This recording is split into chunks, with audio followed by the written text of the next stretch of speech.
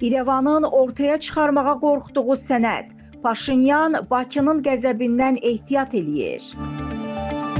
Ermənistanda uzun müddətdir müxalifətlə iqtidar arasında tez-tez ciddi mübahisə və müzakirələrə səbəb olan 44 günlük müharibə ilə bağlı parlamentin istintaq nəticələri ilə yeni yaranan vəziyyət gərginliyi daha da artırıb. Məlum olub ki, spiker Alen Simonyan 44 günlük Qarabağ müharibəsi ilə bağlı parlament istintaqının nəticələrini rəsmən məxfi elan edib. Hətta sənədin qapalı rejimdə müzakirəsi belə baş tutmayacaq. Komissiyanın rəhbəri və Hakim Mülki Müqavilə Partiyasının üzvü Andranik Köçəryan hesabatı vaxtında komissiya üzvlərinə təqdim edə bilməyib.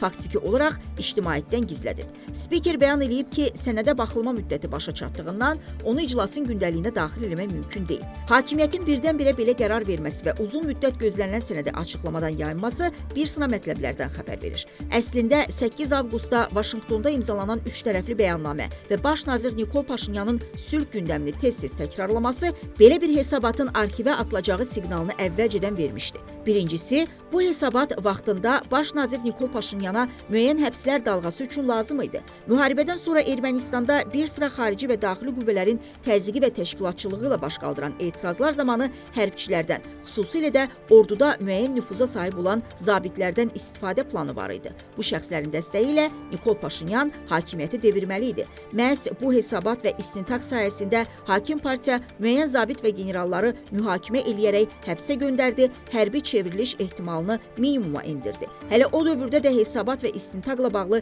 ictimaiyyətə bir cümlə də açıqlanmır, sadəcə Paşinyan üçün təhlükə ehtiva edən mayor, polkovnik və general müharibə dövründə səhlənkarlıq, yeyinti maddələri ilə həbsə göndərilirdi. İndi isə belə bir təhlükənin mövcud olmadığı üçün komissiyanın hesabatının açıqlanması Paşinyan hökumətinə heç nə qazandıra bilməz. İkincisi, belə bir hesabatın açıqlanması və müəyyən adların, şəxslərin ifşası Azərbaycanın ciddi qəzəbinə səbəb ola bilər. Çünki müharibə dövründə müəyyən qərarlara imza atan şəxslər hələ də Ermənistan ordusunda, hakimiyyətində, baş qərargahında və Müdafiə Nazirliyində müxtəlif postları tuturlar. Bu şəxslərin ifşa edilməsini hazırda sülh gündəmi ilə paralel aparmaq hakimiyyət üçün əlavə baş ağrısına çevirilər. Həm bu şəxslərin həbsi tələb edilə bilər, həm də rəsmi Bakıda narazılıq yaradar. 2026-cı ildə keçiriləcək parlament seçkilərinə qədər Azərbaycanın qəzəbinə səbəb olmaq təbii ki, Paşinyan hakimiyyəti üçün arzu olunmaz nəticələr yarada bilər. Bu səbəbdən də hesabatın açıqlanmamasında bu versiyada güclü təsirə malikdir.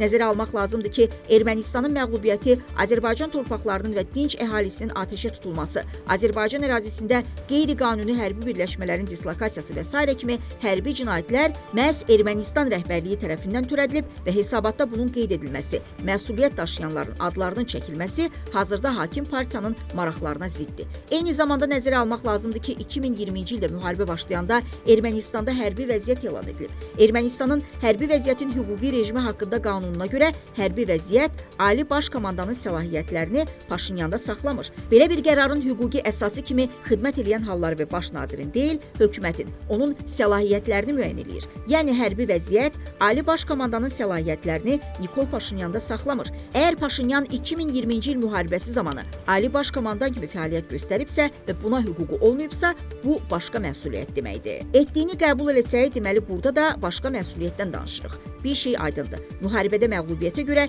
ilk növbədə Nikol Paşinyan məsuliyyət daşıyır. Ola bilsin ki, bəzi hallarda qeyri-müəyyənliyə baxmayaraq bəzi qanunvericilik nüanslarına məhəl qoyulmayıb. Bu kontekstdə Ermənistanın Müdafiə Naziri və Baş Qərargah rəisinin funksiyaları ilə bağlı sual çox vacibdir. Onlara faktiki olaraq nə dərəcədə hörmət edilib və ya yerinə yetirilib? Ermənistan Konstitusiyasının 155-ci maddəsində deyilir: müharibədən kənar vaxtlarda Baş Qərargah rəisi Müdafiə Nazirinə, müharibə dövründə isə Silahlı Qüvvələrin Ali Baş Komandanı Baş Nazirə tabidir. Bu cür birbaşa tabiçilik Baş Qərargah rəisinin Ali Baş Komandan tərəfindən tənzimlənməyən məsələlərdə Silahlı Qüvvələr üzərində komandanlığı həyata keçirən və onlara mülki nəzarəti təmin edən Ermənistan Respublikasının Müdafiə Nazirinə tabiçiliyinə heç bir dəyişiklik eləmir. Amma 2020-ci ilin 27 sentyabr tarixində Ermənistanda hərbi vəziyyət elan edilib. Bu isə hərbi vəziyyətin hüquqi rejimi haqqında qanuna qanuna görə tənzimlənməlidir. Belə ki, hərbi vəziyyət dövründə baş qərargah səfərbərlik hazırlığını əlaqələndirir və digər hərbi vəziyyət nəzarəti zamanı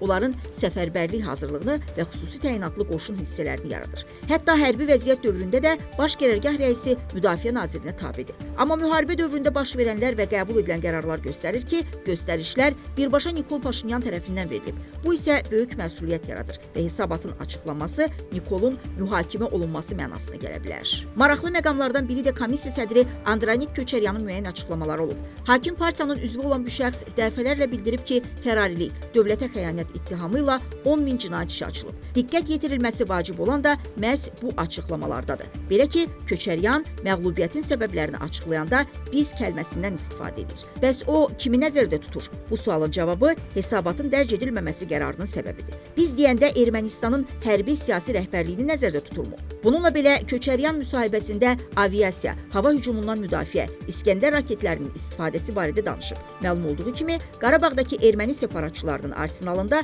bu tip silahlar olmayıb.